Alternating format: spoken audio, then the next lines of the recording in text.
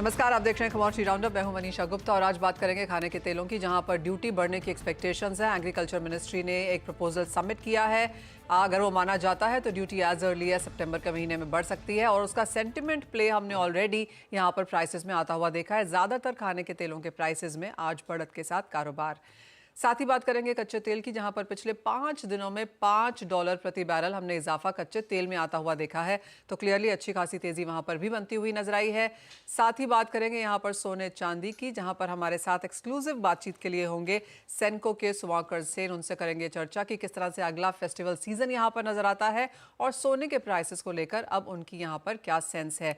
इन सब पर बात करने के लिए हमारे साथ हैं एशिया पाम ऑयल अलायंस के chairman Atul Chaturvedi, all India cotton seed crushers association के चेयरमैन संदीप बजोरिया, मोतीलाल ओसवाल से किशोर नारने एंड प्रो इंटेलीट्रेड सर्विसेज से दिनेश सोमानी, और ब्रेक के बाद ऑफ कोर्स सेनको गोल्ड के एमडी सुवांकर सेन से करेंगे बात। लेकिन शुरुआत यहां पर कच्चे तेल से कर लेते हैं। कैसे देखते हैं आप किशोर, क्योंकि जिस तरह से पिछले 5-6 सेशंस बीते हैं, एक जोरदार तेजी यहां पर कच्चे तेल में। किशोर, आप कैसे देखते हैं क्रूड ऑयल प्राइसेस? किशोर, आपको मेरी आवाज आ रही है?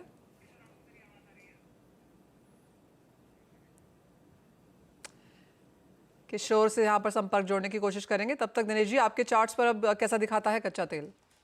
जी बिल्कुल, काफी वोलाटाइल काउंटर है। मतलब 500-600 रुपए की जो मूवमेंट है इसमें करीब करीब 8 से 15 दिन में हो जाती है।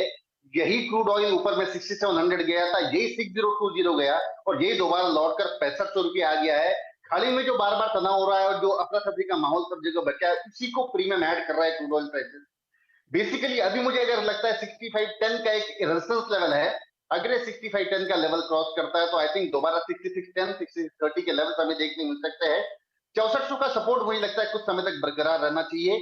डॉलर इंडेक्स को भी अगर हम देखते हैं तो ऑलमोस्ट 9.5 मंथ लो पर आ चुका था, उसने भी थोड़ी बहुत यहाँ पर बाइंग दर्शाई है। ओवरऑल मुझे लगता है कि अब ये क्रूड डाउन साइड रेस्ट्रिक्टेड है और अपसाइड की मूवमेंट इसमें निरंतर बढ़ती रहनी चाहिए। ऑलराइट, अपसाइड की एक्सपेक्टेशन यहाँ पर लगातार है। और साथ ही साथ दिनेश जी, यहाँ पर आप नेचुरल गैस के प्राइसेस को कैसे देखते हैं, क्योंकि यहाँ पर भी अच्छी खासी उठापटक। बिल्कुल उठापटक जरूर है, लेकिन एक रेंज है, एक दायरा है जिसी में ये ट्रेड कर रहा है। बट ओवरऑल मुझे अब लगता है कि ये जो नेक्स्ट काउंटर है सितंबर, मुझे आई थिंक 177 178 के अराउंड इसमें कहीं ना कहीं बाइंग बननी चाहिए। दोबारा 195 का दायरा अपसाइड हमें जो रेजिस्टेंस लेवल है वो टेस्ट कर सकता है। 170 का स्टॉप लॉस इसमें मेंटेन करना चाहिए। ओवरऑल अगर मैं टोटल रेंज अगर कहूं तो डाउनसाइड 160, अपसाइड 195, ये आने वाले एक महीने तक हमें देखने मिल सकता है। ऑलराइट, बात अब यहाँ पर खाने के तेलों की कर लेते हैं, जहाँ पर ड्यूटी बढ़ाने की ऑफकोर्स बात की जा रही है। संदीप जी, कैसे देखते हैं आज इस खबर को आप, क्योंकि एग्री मिनिस्ट्री की तरफ से यहाँ पर यह प्रपोजल जा चुका है। एक्सपेक्टेशन है कि सितंबर के महीने में ये शायद होता हुआ नजर भी आएगा। एक सेंटिमेंट प्ले ऑलरेडी हमने प्राइसेस में बनता हुआ देखा है। मनीषा जी, देखिए, आप तो जानते ही हैं कि सोयाबीन का जो सपोर्ट प्राइस है उससे 15% नीचे बिक रहा है एंड किसानों को ऑयल सीड के दाम ठीक नहीं मिल रहे हैं। तो एग्रीकल्चर मिनिस्ट्री ऑयल सीड्स की पेरेंट मिनिस्ट्री होने से, किसानों की पेरेंट मिनिस्ट्री होने से, इनका ये बड़ा स्ट्रांग प्रपोजल है कि इंपोर्ट ड्यूटी बढ़ाई जाए सो दैट ये एमएसपी तो कम से कम इंश्योर की जाए किसानों को और मार्केट फोर्सेस से इंश्योर होए। अब सवाल रहा कि हमने पास में भी देखा इस तरह के प्रपोजल आए हैं, लेकिन उसके बाद में कुछ ऑब्जेक्शंस आ गए हैं फूड मिनिस्ट्री के, कंज्यूमर अफेयर्स मिनिस्ट्री के, और ग्रुप ऑफ मिनिस्टर्स ने फिर बाद में डिसीजन इसके फेवर में लिया नहीं है। लेकिन इस बार मुझे लग रहा है इस प्रपोजल में जोर है, दम है, बिकॉज मेरा थिंकिंग ये है कि सोयाबीन का मध्य प्रदेश में भी किसान है अपने एजिटेशन की बात कर रहे हैं, 6,000 रुपया सोयाबीन के दाम की बात कर रहे हैं। महाराष्ट्र में भी असेंबली इलेक्शंस है अक्टूबर एंड में, नवंबर में। तो डिक्लेयर नहीं हुआ लेकिन इलेक्शन जब तक होने हैं, बिकॉज असेंबली का टर्म एक्सपायर हो रहा है, तो उस कारण को देखते हुए और किसानों में जो जो अनीज है, किसानों में जो इस बात को लेके जो एक तरह का उत्साह है, उनको गुस्सा है और वो चाह रहे हैं, एजिटेशन करने के मोड में है, तो इस कारण से लग रहा है कि गवर्नमेंट इसमें कुछ कर सकती है। एंड बट मेरा ख्याल है कि बहुत ज्यादा इंक्रीज होने की गुंजाइश शायद ना हो, क्योंकि फेस्टिवल सीजन भी हमारे सामने है। तो इवन इफ यदि एग्रीकल्चर मिनिस्ट्री कहती है कि भाई 20% ड्यूटी बढ़नी चाहिए या जो भी बढ़नी चाहिए, तो मुझे लगता है कि शायद मोस्टली 5 से 10% ड्यूटी बढ़ने की बात हो सकती है। एंड ये एक्चुअली जायज है। अब देखें ना, तो यदि हमको बैलेंस आउट करना है, डोमेस्टिक प्रोडक्शन को बढ़ाना है, इंपोर्ट को कंट्रोल करना है, किसानों को सपोर्ट देना है। कंज्यूमर को तो एक बहुत सस्ते दाम में तेल मिल रहा है, मतलब तेल में तो इन्फ्लेशन डिफ्लेशन है, तो थोड़ा सा कंज्यूमर का 2 रुपए किलो 3 रुपए किलो बढ़ने से बहुत बड़ी बात नहीं होने वाली है। एंड बल बैलेंस आउट हो जाएगा पूरे सिचुएशन में, किसानों में, कंज्यूमर में और इंडस्ट्री में। बट इसके साथ साथ में हमने ये और कहा रखा है गवर्नमेंट को कि आप ये जो क्रूड पाम ऑयल और रिफाइंड ओलिन का जो ड्यूटी डिफरेंस है, इसको बढ़ाना बहुत जरूरी है। इसको कम से कम 15% करना जरूरी है। तो साथ के साथ में इंडस्ट्री की भी हेल्थ का ख्याल रखा जाए, इंडस्ट्री को भी जीवित रखने का फार्मूला बनाया जाए, और ये बहुत बहुत जरूरी हो गया है। अभी देखिए एब्सोल्युटली। दो तीन डेवलपमेंट मनीषा जी ऐसे हो गई है लास्ट 2-3 दिनों में। इंडोनेशिया के प्रेसिडेंट ने, उन्होंने B40 का ऐलान पहले 1 जनवरी 2025 से कहा था, लेकिन जो प्रेसिडेंट इलेक्ट है उन्होंने कहा कि मैं B40 नहीं, मैं B50 पे जाऊंगा। आप जी। देखिए अभी इंडोनेशिया का प्रोडक्शन बढ़ नहीं रहा है। इंडोनेशिया के आज सुबह रिपोर्ट आई है कि लास्ट ईयर से 3 से 5% प्रोडक्शन कम हुआ है, जो यूजुअली 5 से 8% बढ़ता है, तो अभी ये साल कम हुआ है प्रोडक्शन। तो 48, 49, 50 मिलियन के ऊपर प्रोडक्शन होने नहीं वाला, जो लास्ट ईयर 53-54 मिलियन था। और उसके बाद में आप इतना सारा बर्निंग में तेल जाएंगे और बायोडीजल में तेल लगाएंगे, तो फूड के लिए और एक्सपोर्ट के लिए तेल कितना बचेगा? एब्सोल्युटली। तो चिंताएं काफ़ी हैं, जैसे आपने कहा संदीप जी, और इंडोनेशिया के जिस तरह की रिपोर्ट्स हमने आते हुए देखी हैं, वो उसका भी सेंटिमेंट प्ले है। और जिस तरह से यहाँ पर एमएसपी के नीचे हमने देखा है खाने के तेल बनते हुए, उसका जैसे आपने कहा फार्मर एजिटेशन वहाँ पर बन सकता है, तो एक स्टेप यहाँ पर सरकार की तरफ से है। अतुल जी, आपको क्या लगता है, जैसे संदीप जी कह रहे हैं 5 से 10% की ड्यूटी बढ़ाई जा सकती है, बहुत बड़ा क्वांटम नहीं आएगा, लेकिन एक बड़ा मुद्दा ऑफकोर्स यहाँ पर क्रूड पामोली सीपीओ और पामोलिन ऑयल का है, वहाँ पर एक 15% की ड्यूटी आनी चाहिए। काफ़ी सारी कॉन्वर्सेशंस हैं, आप लोगों की रिप्रेजेंटेशंस होती रही हैं, अब तो एग्री मिनिस्ट्री ने भी यहाँ पर प्रपोजल डाल दिया है। आपको लगता है सूनर देन लेटर अब ये चीज हम क्लियर होता हुआ देखेंगे? देखिए मनीषा जी, मुझे बचपन की एक वो स्टोरी याद आती है, भेड़िया आया भेड़िया आया भेड़िया आया। तो अभी 2-3 मरतबा भेड़िया आने की बातें हुई थी, बजट के पहले भी था कि शायद ड्यूटी बढ़ जाएगी, और उस भेड़िया आने की आस में इंडिया ने भयंकर तेल इंपोर्ट कर लिया। अब ये फिर न्यूज आई है कि इंडिया ड्यूटी बढ़ा रही है। मुझे तो ये डर है कि कहीं ऐसा ना हो कि इसके चलते हिंदुस्तानी इंपोर्टर्स दोबारा तेल इंपोर्ट कर लें। पर एक ही बस चीज जो मुझे इस बात थोड़ी लगती है कि शायद पास हो जाएगा, वो ये कि now we have a minister in agri जो कि थोड़ा खुद अपने आप में भी हैवी वेट है। तो शायद कंज्यूमर अफेयर्स मिनिस्ट्री जो हरदम अपने मुद्दों को पास ऑन करा लेती थी और ड्यूटी नहीं बढ़ने देती थी, शायद इस मर्तबा ये ना कर पाए।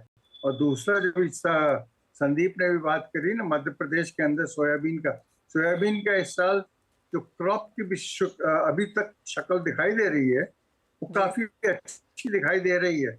और अगर आप देख ही रहे हैं कि सोयाबीन के दाम ऑलमोस्ट 600 से 700 रुपए नीचे बिक रहे हैं एमएसपी से। और ये भी अपने को नहीं भूलना चाहिए कि शिवराज सिंह जी मध्य प्रदेश को बिलोंग करते हैं, तो मैं समझता हूँ मध्य प्रदेश की तकलीफें वो ज्यादा बेहतर समझते होंगे। तो हो सकता है कि इस बार ड्यूटी शायद बढ़ जाए, पर अभी से I would not count my chickens before they are hatched. Okay. जो एक सेंटिमेंट इम्पैक्ट है अतुल जी, वो ऑलरेडी हमने प्राइसेस में आता हुआ देखा है।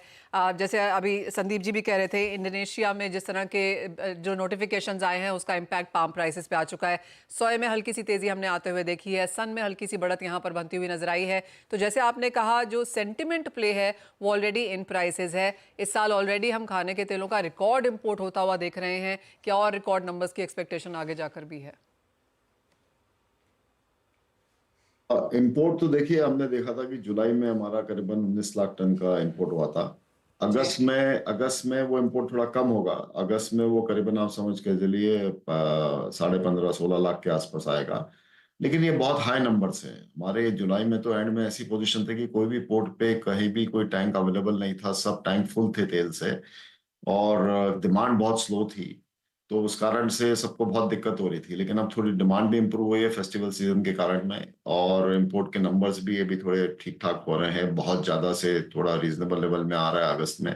सितंबर में भी मेरा ख्याल से इंपोर्ट जो है वो 13-14 लाख के ऊपर नहीं होगा।